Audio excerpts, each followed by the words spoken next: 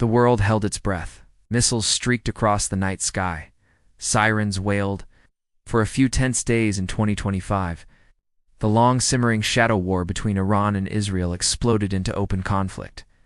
The mainstream narrative was one of a successful Israeli defense, of an Iranian attack thwarted. But is that the whole story? Welcome to Thinking Global channel. Don't forget to like the video and share your thoughts on comments.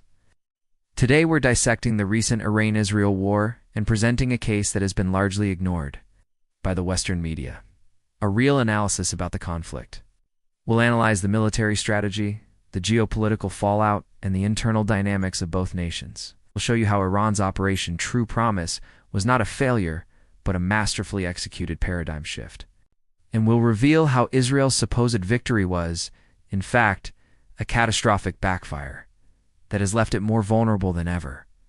It all began with an Israeli strike on an Iranian consulate, a flagrant violation of international law.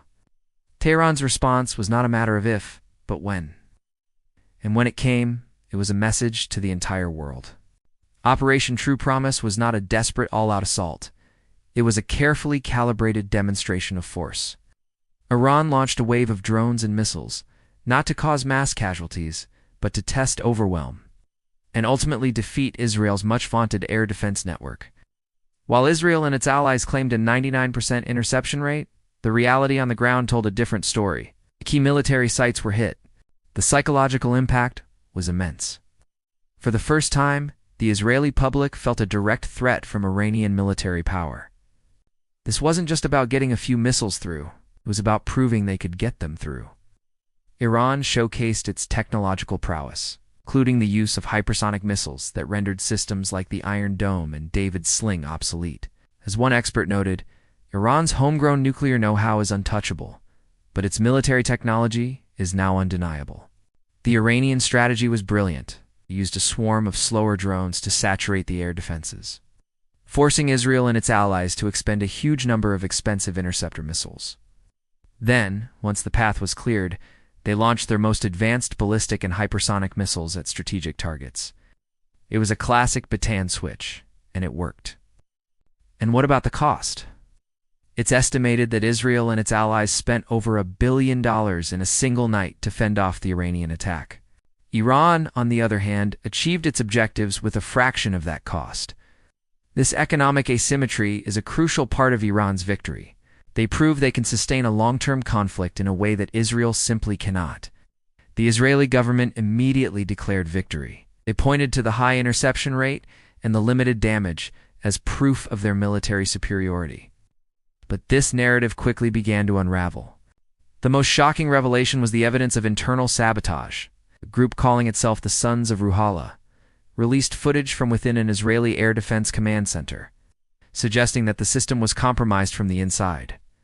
We're talking about altered interceptor paths, remote access, a self-strike, an interceptor missile meant to protect Tel Aviv, veered off course and hit the city. This wasn't just a technical glitch. It was a catastrophic failure that shattered public confidence in the Iron Dome. And this wasn't an isolated incident. A re-examination of past failures, from rockets bypassing the system in 2023 to the downing of a friendly drone, now points to a long-term vulnerability. The very shield that was supposed to protect Israel had backfired, becoming a weapon against its own people. The economic and social costs were staggering. The country was paralyzed. The psychological toll of the attacks, combined with the growing realization that their defense systems were fallible, led to widespread anxiety and a loss of faith in the government. The so-called victory felt more like a break even in an optimistic perspective. This conflict was never just about Iran and Israel. It was about the future of the Middle East. And here, too, Iran emerged as the clear winner. For years, Israel's strategy has been to balkanize Iran, to exploit its ethnic and religious diversity, to create internal divisions and weaken the state. Neoconservative think tanks have openly advocated for this divide-and-conquer policy. But what was the result of the Israeli aggression? The exact opposite? The attack unified the Iranian people. A survey by IRIB's research division found that over 77% of Iranians felt proud of their country's response. The external threat didn't fracture Iranian society, strengthened its national cohesion. Iran's long history and deep-rooted national identity proved far more resilient than its enemies had anticipated. Meanwhile, the called axis of resistance, the network of alliances and proxy groups that Iran supports, was emboldened. They saw that Israel was not invincible. They saw that the U.S., for all its rhetoric, was hesitant to get drawn into a full-scale war with Iran. This brings us to another key aspect of Iran's victory, the decline of American influence. As Professor Jeffrey Sachs has argued, the real motive behind Israel's actions has always been regime change in Iran and undisputed regional dominance. This strategy, a continuation of the infamous clean break doctrine, has been fully supported by the U.S., but now it's failing. The conflict exposed the limits of American power. It showed that the U.S. is not willing to give Israel a blank check for a war with Iran. This has left Israel feeling isolated and has forced a recalculation of the balance of power in the region. Let's contrast the situations in both countries after the conflict. In Iran, we saw a surge of national pride and unity. The strategy of the revolutionary leader, Ayatollah Khomeini, was to reinforce this unity. His public appearances, his calm and resolute demeanor, sent a powerful message. Iran would not be intimidated.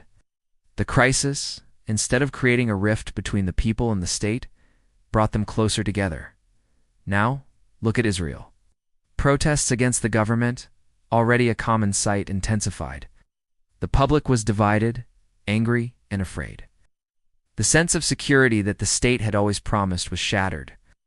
The political leadership was in disarray. As one expert, Dmitry Laskaris, bluntly put it, Israel would have been destroyed had it attacked Iran on its own, without the full backing of the West. This dependence on foreign support, combined with its internal divisions, is Israel's greatest weakness. So, who won the Iran-Israel conflict of 2025? If you define victory as achieving your strategic objectives, then the answer is clear: Iran. Iran demonstrated its military capabilities and shattered the myth of Israeli invincibility. It exposed the fatal flaws in Israel's defense systems. It unified its people and strengthened its regional alliances. It successfully weathered the attack and emerged with its power and prestige enhanced. Israel, on the other hand, failed in all its objectives, did not deter Iran, did not create internal divisions. It did not restore its image as the undisputed military power in the region. Instead, it was left with a shaken population, a compromised defense system, and a growing sense of isolation. The conflict of 2025 was a turning point. It marked the end of an era of Israeli military supremacy and the beginning of a new, multipolar Middle East. The true promise was not just the name of a military operation, it was a promise of a new reality, a reality that the world is only now beginning to understand. The headlines may tell you one story, but the facts on the ground tell another. The victory was not won by the side with the most expensive weapons, but by the side with the most resilient people, the most cunning strategy, and the clearest vision for the future. And don't forget, like the video and subscribe the channel to keep thinking the world how it really is.